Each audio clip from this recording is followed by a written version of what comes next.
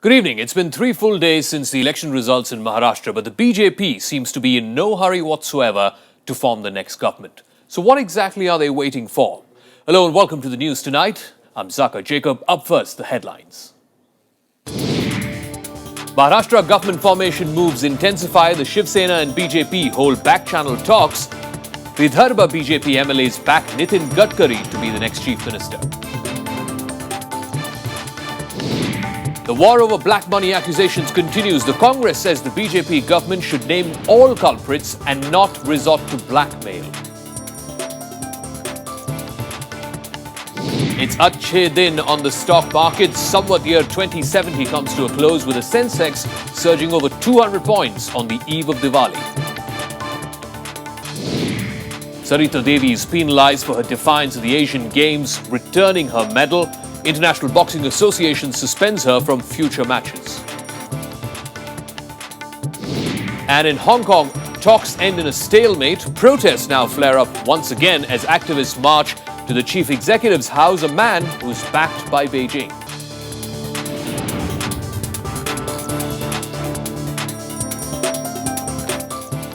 And our top story tonight, the festivities of Diwali are not slackening the political backroom maneuvering that's happening in Maharashtra. There are some media reports that Shiv Sena President Uddhav Thackeray may be soon coming to Delhi to try and meet with the BJP's top leadership, and that includes the Prime Minister as well as the BJP President. This after two of his confidants met with some BJP strategists Tuesday night. The question is this some kind of a thaw in what's been frosty and oftentimes very bitter relations between the former allies, now turned rivals? Also, there is now a new contender within the BJP to become the next Chief Minister of Maharashtra, Union Minister Nitin Gadkari. Amid all the efforts to form a government in Maharashtra, a mini show of strength is playing out within the BJP. On Tuesday, 39 MLAs said they wanted Union Transport Minister Nitin Gadkari to be given the Chief Minister's job. Nagpur East MLA Krishna Khopre went a step further, telling PTI that he could even vacate his seat for Gadkari. Nitin ji ने महाराष्ट्र के नेतृत्व को स्वीकार करना चाहिए और सभी भावनाओं को गडकरी साहब के सामने सभी ने रखा और उन्होंने सभी का सम्मान भी किया और निश्चित रूप से हम सबको लगता है कि गडकरी साहब हमारी भावनाओं का आदर करेंगे और महाराष्ट्र का नेतृत्व को स्वीकारेंगे. The union minister downplayed the MLA's demands, stating that he is ready to accept any responsibility the party gave him. इसके बारे में अपनी भूमिका मैं पहले ही जाहिर कर चुका हूँ. जब मैं दिल्ली जाना नहीं चाहता था तब मुझे जाना पड़ा. अब मैं दिल्ली के राजनीति में हूँ, वहाँ अच्छा काम कर रहा हूँ और मेरे ऊपर बहुत बड़ी बड़ी जिम्मेदारियाँ हैं. और मुझे ऐसा लगता है कि महाराष्ट्र में जो भी नेता बनेगा उसके पीछे पूरी ताकत के साथ हम खड़े रहेंगे. The BJP, meanwhile, is stepping up its efforts to shape its action plan for the state, even as reports suggest that Devendra Fadnavis seemed to be emerging as the frontrunner for the CM's post. मैं पूरी कोशिश करूंगा कि party वहां मजबूती से जमीनी स्तर पर और मजबूत हो और एक सशक्त सरकार को पूरी मजबूती प्रदान करे.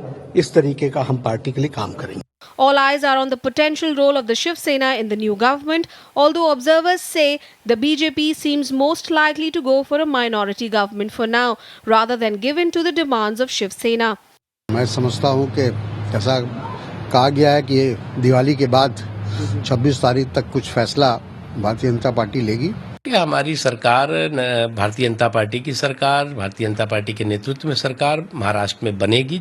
On Tuesday, the newly elected BJP MLAs were flown to Mumbai by a chartered flight for the party's legislative party meeting. When the party decided to postpone its efforts to form the government, the MLAs moved to Gadkari's house to take up his case. Bureau Report, Rajya Sabha TV. It's interesting, isn't it? Vidarbha, where these MLAs are calling for Nitin Gadkari to be reinstated as Chief Minister. That's the same area from where Devendra Fadnavis hails, and he's supposed to be the front-runner to become Maharashtra's next Chief Minister. We'll keep an eye out on how that development progresses over the next couple of days, hopefully after Diwali. But the war of words is hotting up between the BJP and Congress on the issue of black money. A day after Finance Minister Arun Jaitley said that the Congress would be embarrassed if the government were to reveal the names of black money account holders, the Congress today shot back and in very strong terms. The party asked the BJP not to indulge in blackmail, not to indulge in selective leaking, even daring the government to reveal the names of all 800 who have untaxed wealth stashed away in Swiss banks. The issue of black money stashed abroad has led to a war of words between the ruling BJP and the Congress. The government recently told the Supreme Court that it cannot disclose the names of Swiss bank account holders, a stand the UPA had taken earlier. सरकार तमाशे ज्यादा कर रही है और black money लाने में दिलचस्पी नहीं दिखा रही है। जो नाम है वो सुप्रीम कोर्ट के अंदर जमा करें। हर वो आदमी जिसने गैर कानूनी तौर से कालाधन विदेश बैंकों में जमा किया है, विदेशी बैंकों में, उसे हम देश विद्रोही मानते हैं। तो अच्छी बात है और आ गई है तो अब उसको सार्वजनिक भी करना चाहिए। Naming some people has already been done in the past as well. That doesn't serve the purpose. The point is that all accounts held by Indians abroad, they will have to be examined whether it is legal or illegal. Finance Minister Arun Jaitley had said Tuesday that the names of black money account holders would be made public soon. He further claimed the names would cause much embarrassment to the Congress. Names would come to the forefront only when the person is charge seated. This was a clause in the treaty which was signed by the Congress dispensation way back in 1995. So the finance minister has clearly maintained that in the due course of time, in the course of law, we will surely declare the name. अब bank भी सहयोग कर रहे हैं, सरकारें भी सहयोग कर रही है, उस दिशा में सकारात्मक और प्रभावी सरकार की तरफ से कदम उठाए जा रहे हैं। अब इनको लगता है कि ये कदम क्यों उठाए जा रहे हैं, क्योंकि हमने तो सोचा था कि ब्लैक मनी जो है जहां है वही रह जाए, क्योंकि अगर वो खुलेगी तो फिर बात निकलेगी तो फिर दूर तक जाएगी। Bringing back black money was a major poll promise of the BJP. The party had in fact promised to bring it back within 100 days of coming to power. But the Modi government toed the line of the UPA regime, informing the Supreme Court on October 17th that it cannot disclose details given by countries with which India has a double taxation avoidance agreement. Bureau Report, Rajya Sabha TV. And that's the sad reality. A large number of these 800 names cannot be revealed because they fall under the ambit of the double taxation avoidance treaties. Now, India has been re-elected to the United Nations Human Rights Council for a second term. Those elections were held Tuesday, where India received the highest number of votes in the entire Asia-Pacific region. India's first term is due to end on the 31st of December. That's by the end of this year. India was re-elected to the UN Human Rights Body for a second term from 2015 to 2017. In the election held on Tuesday, India was competing in the Asia-Pacific group in which 4 seats were up for election. India finished first in the group with 162 votes, followed by Bangladesh, Qatar and Indonesia, who also made it to the UNHRC. Soon after the re-election, India's ambassador to the UN, Ashok Mukherjee, said the country will try and make the system more effective and address issues through a constructive approach. He added that the support extended to India were an endorsement that the government of India was doing something right about empowering its citizens. Prime Minister Narendra Modi too expressed joy over the development. A statement from the PMO hailed India getting the highest votes in the Asia-Pacific group. Members of the UNHRC are elected for a period of 3 years by the majority members of the General Assembly through a direct and secret ballot. The Council's membership is based on equitable geographical distribution with 13 seats each for African and Asia-Pacific states, 8 seats for Latin American and Caribbean states, 7 for Western European and other states and 6 for Eastern European states. Bureau Report, Rajya Sabha TV. Meanwhile, after a 3-day lull, Pakistani forces once again fired on Indian positions from across the international border, this time in Sabha district in Jammu and Kashmir. Indian troops retaliated. There was a brief exchange of fire. There was no loss of life or any injury reported. The latest ceasefire violation comes just 72 hours after the last firing incident. That was on the night of 19th of October in Pargwal sector in Jammu.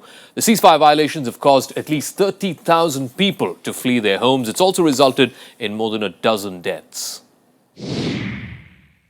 जब इस तरह का कोई firing या cease fire violation होती है या तो अपने घरों में मोर्चे बनाएं इमीडिएटली, जैसे कि हमारे यहाँ प्लेन एरियाज़ में होते हैं, इमीडिएटली वहाँ चला जाए ताकि हमारा कोई जानी जो है या माली नुकसान ना हो।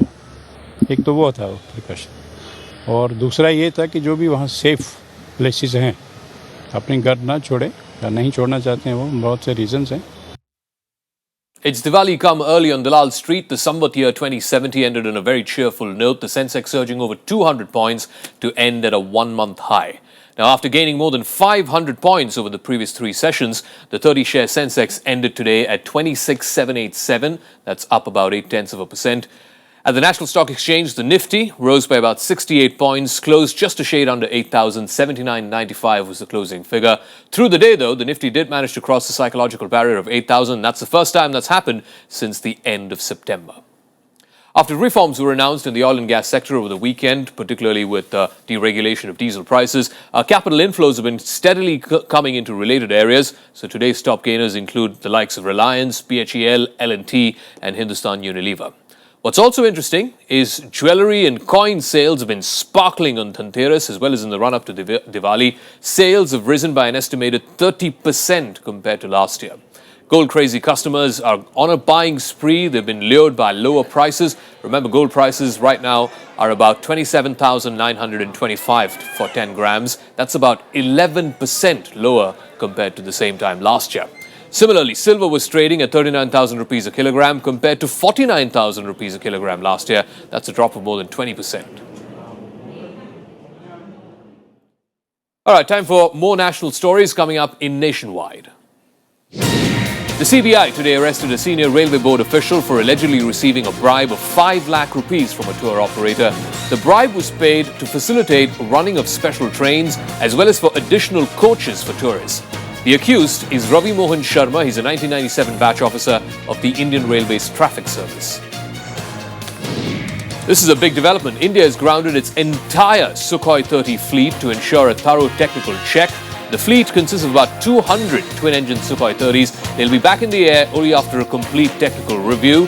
Now, the grounding of these flights comes after a Sukhoi 30 fighter crashed in Pune on the 14th of October. That was attributed to a technical failure.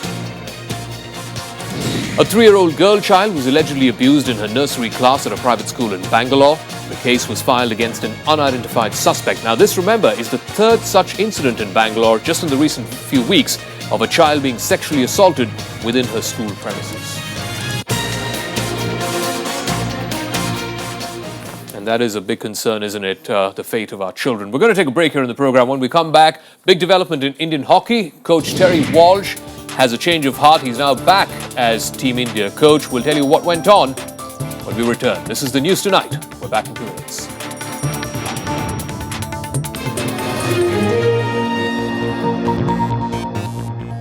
Welcome back. You're watching the News Tonight. Now, here's a story that deserves some attention. Pharma companies, the UN Health Agency, as well as the World Health Organization are all coming together. They're joining hands to come to the rescue of HIV patients here in India. Now, the reason is there is a severe shortage of HIV and AIDS drugs in the country.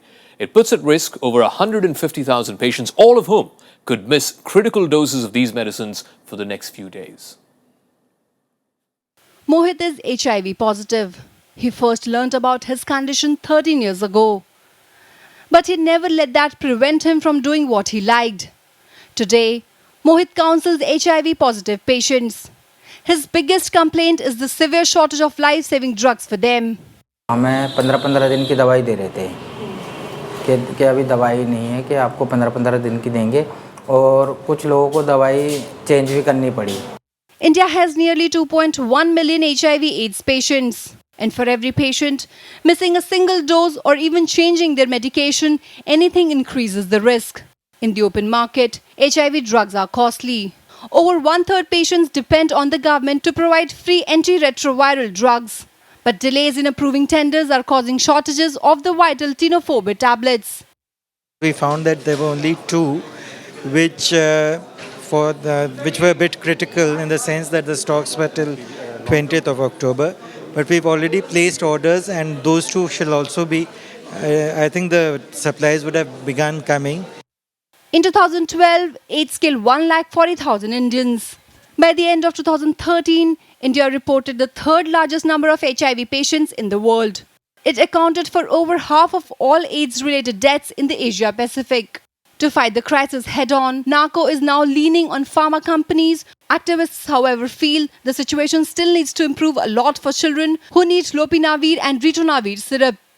NACO हमें बताता है कि 20 से 25 दिन का समय है, 20 से 25 दिन में सारी सिचुएशन ठीक हो जाएगी, 20 से 25 दिन में ये सब सिस्टम स्ट्रीमलाइन हो जाएगा, but I don't think so, क्योंकि 2 साल से वही सब चला आ रहा है। बच्चा एडमिट था तो उसको 4-5 दिन तो दवाई मिली, उसके बाद बच्चे की छुट्टी हो गई, उसके बाद पता लगा कि दवाई नहीं है। India needs 7.2 million tablets a month, with over 150,000 patients at risk of missing their daily dose due to shortage. Their hopes rest on Indian companies and global health groups to step up efforts to help them. Anshu J. Singh's report for Rajya Sabha TV. Now, the shortage of AIDS drugs coming on the back of the prices of generic cancer-treating drugs going through the roof does raise some serious questions, doesn't it? Now, here's a story that raised questions when it happened. Now we know the consequences. Boxer Sarita Devi has been provisionally suspended by the sports world governing body for her refusal to accept the bronze medal at the recent Asian Games. This was, of course, in protest against the judges and their decision. The suspension today means that Sarita Devi cannot participate in the World Championships that are going to be held in Jeju Island in South Korea. That's going to happen in November. This refusal to accept an Asian Games bronze medal could cost Sarita Devi a lot more than just the medal. The International Boxing Association, or AIBA, has suspended the boxer, referring the decision to its disciplinary committee for a review. At Incheon, Sarita Devi tearfully refused to accept the bronze medal during the medal ceremony after controversially losing despite appearing to dominate her semi-final bout against South Korean boxer Park Ji-na. Devi later issued an unconditional apology to the Olympic Council of Asia for her behavior.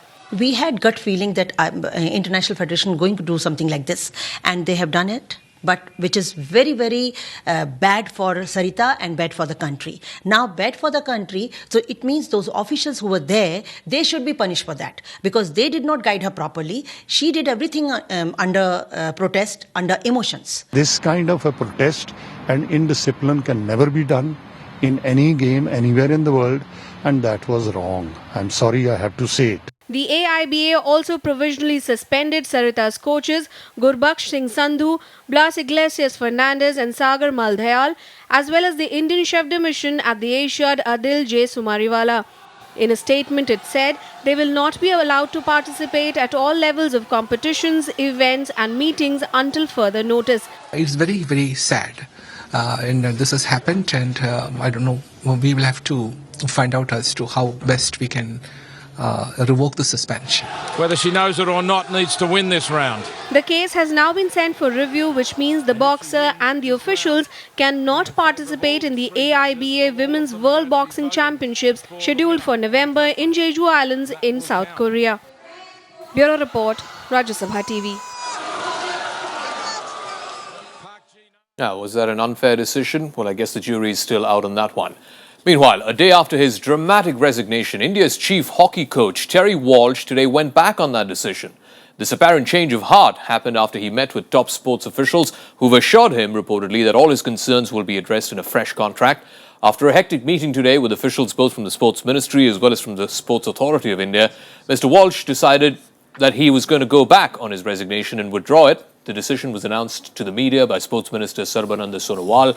Side Director General Gigi Thompson said that all issues raised by Walsh will be addressed in a fresh contract, which will be offered to him before his current contract expires. That will happen on the 19th of November. He also said that Mr. Walsh will continue to be the chief coach till the 2016 Rio Olympics. Walsh and the Indian hockey team recently created history at the Incheon Asian Games by winning the gold medal after a gap of 16 years. He created a flutter with his sudden resignation, blaming hockey's bureaucracy as the chief reason for him quitting his job. We will be revising the contract because the present contract is valid till 19th of November. So once we renew the contract, those concerns will be addressed and proper clauses will be incorporated. Yes, I think that the discussions have been really very clear. They've been concise. We've discussed a lot of issues and much wider than the contractual situation. So finally, all's well that ends well, and hopefully this will be a good start to things, to the campaign at least, to Rio 2016 for the Indian hockey team. We're going to take a break here on the program. When we return, we'll have all the international stories, so keep it right here.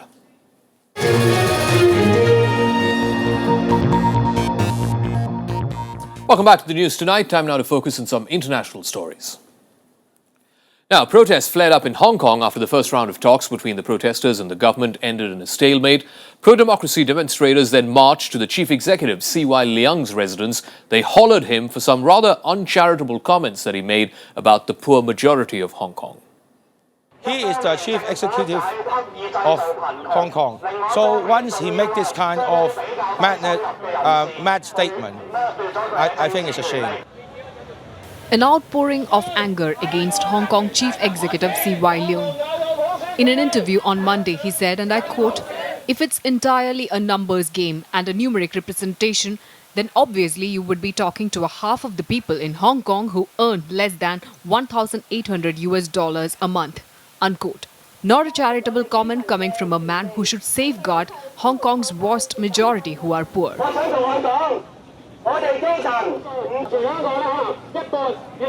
Expectedly, C.Y. Leung's comments have sparked a furor. Over 200 protesters marched to his house, partly in anger, partly to push for more democracy.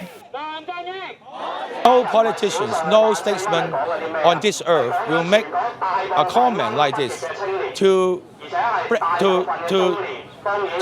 blame those low-wage earners become an obstacle of the universal suffrage. On Tuesday, the first round of talks between student leaders and the government did not make much headway. Why we are here today is to bring the views of Hong Kong people, the protesters, to those officials from the government, to let them really understand the political demand of Hong Kong people. In a further twist, the Chinese Foreign Ministry repeated its warning to foreigners to keep their noses out of Hong Kong. This after American jazz musician Kenny G appeared among pro-democracy protesters. Surely that's not music, at least to some people's ears. Bureau Report, Rajya Sabha TV. It's interesting, C.Y. Leung's comments against the poor coming at a time when he's under personal investigation for receiving kickbacks to the tune of $7 million from an Australian company. Meanwhile, the fight against Ebola, the World Health Organization is all set to hold talks in Geneva. They're going to discuss how best to fight this fast-spreading epidemic. The meeting will look at screening measures, particularly at borders, airports. It will also consider if stricter travel regulations are needed. Meanwhile, a curfew is now in place in Sierra Leone. This is after protests against attempts to try and put a 90-year-old woman under quarantine. In the wake of Ebola scare, a debate is raging on the usefulness of travel bans between nations. The World Health Organization has scheduled talks on the issue, even as a Red Cross official claimed closing borders will not help. So it creates a lot of fear and extreme panic that sometimes, lead to very irrational, type of behaviors and measures like closing borders, cancelling flights, isolating countries, etc. And those are no solution. In the US, new rules will require travelers from the worst Ebola-affected countries to arrive at just one of the 5 airports. That's how you control it. Those are the people that are coming in. You know where they're coming from, not where they're not coming from. China's National Health and Family Planning Commission is on high alert on heightened risk of imported Ebola cases from worst affected regions. Meanwhile, a curfew has been imposed in a town in Sierra Leone after 2 people were shot dead in riots on Tuesday. Protests broke out against attempts by the authorities to place a 90-year-old woman under quarantine. The situation is very, very, very hard because there are places in Waterloo that have been quarantined. But since yet, there are no security to guard this quarantine home. Fight against Ebola is gathering momentum. The United Nations International Atomic Energy Agency is also set to deliver nuclear-related technology that can quickly diagnose the Ebola virus. Bureau Report, Rajya Sabha TV. So from the fight against Ebola to the fight against the Islamic State, the Syrian military has now stepped up airstrikes in IS strongholds. The Syrian Observatory for Human Rights says they've carried out more than 200 airstrikes just in the last couple of days alone. The intensified airstrikes come even as US-led forces continue to bomb IS militants both in Syria as well as in Iraq. Meanwhile, US officials say they are now examining video footage which appears to show IS fighters in possession of a bundle of military aid that was dropped very close to Kobani. Now, this comes following reports that a majority of that aid dropped by US aircraft ended up in the wrong hands, in the hands of IS militants. We're aware that one bundle did not make it into the right hands, and the video just popped. I can tell you that analysts are working as fast as they can to try to validate it, and when we have something that we can give you, we'll provide it. We just don't know right now. That's a story of how things can go horribly wrong. Let's get you more international stories. Global Buzz is coming up. 59-year-old Dr. Denis Mukwege won Europe's top human rights prize for helping thousands of gang rape victims in Congo. European lawmakers unanimously decided to pick Dr. Mukwege for the Sakharov Prize. Dr. Mukwege he set up the Panzi Hospital in eastern Congo's Bukavu province back in 1998. He still works with victims of sexual violence. Paul Cantley, father of John Cantley, the UK journalist being held hostage by the Islamic State, died Tuesday. He had made an emotional plea for his son's release just a few days back. According to the family, the 80-year-old senior Cantley died from complications following pneumonia. John Cantley was kidnapped in Syria in 2012. He appeared in a series of propaganda videos of the Islamic State. Pakistan's Awami Tehreek chief Tahirul Qadri has ended his party's 2-month-old protest in Islamabad. Mr. Qadri, though, has warned that the protest will be staged across the country in what he termed as the next stage of the revolution. However, Pakistan Tehreek-e-Insaf chairman Imran Khan has said that his party is going to continue with the protest until Prime Minister Nawaz Sharif resigns. The United Nations will investigate attacks on its facilities during Israel's recent offensive in Gaza. Secretary General Ban Ki-moon says it's going to look into some of the most serious cases where innocent people were killed. More than 2,000 Palestinians were killed in this recent conflict, along with 67 Israeli soldiers and 6 civilians. And as we wrap up the news tonight, our thoughts and prayers to the family of Ben Bradley, the legendary and iconic editor of the Washington Post, the man who was editor when the greatest story in journalism broke, the Watergate scandal. We leave you with these thoughts. We'll catch you again tomorrow night, same time. Bye-bye.